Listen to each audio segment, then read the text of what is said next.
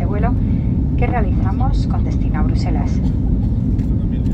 El equipo Iberia, el comandante y toda la tripulación deseamos que disfruten de un feliz viaje. Les recomendamos que mantengan su cinturón de seguridad abrochado y visible durante el vuelo. Recuerden que pueden utilizar sus dispositivos electrónicos siempre que se encuentren en modo avión.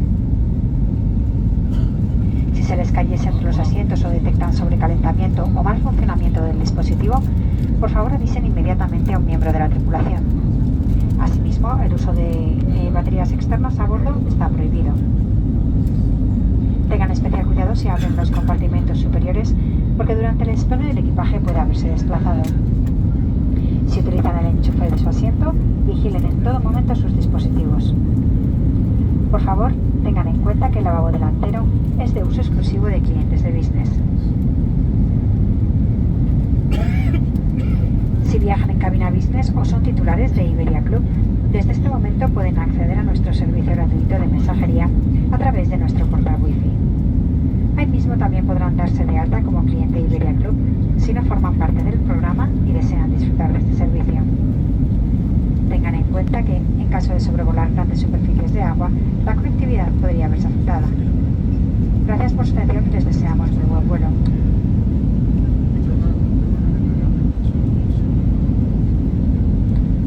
Hola, good evening. I'm Rocío Saez Mendez de Vigo, the purser of today's flight, destination Brussels. The Iberia team, the captain and the crew welcome you on board. We recommend you to keep your seatbelts fastened and visible during the flight.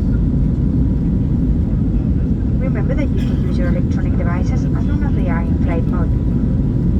If you drop one between the seats or notice a device malfunctioning or overheating, notify a crew member immediately.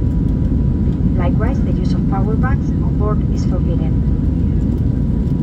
Be careful when opening the overhead compartments because during takeoff baggage could have moved. And if you are using the in-seat power, remember that your devices must always be attended.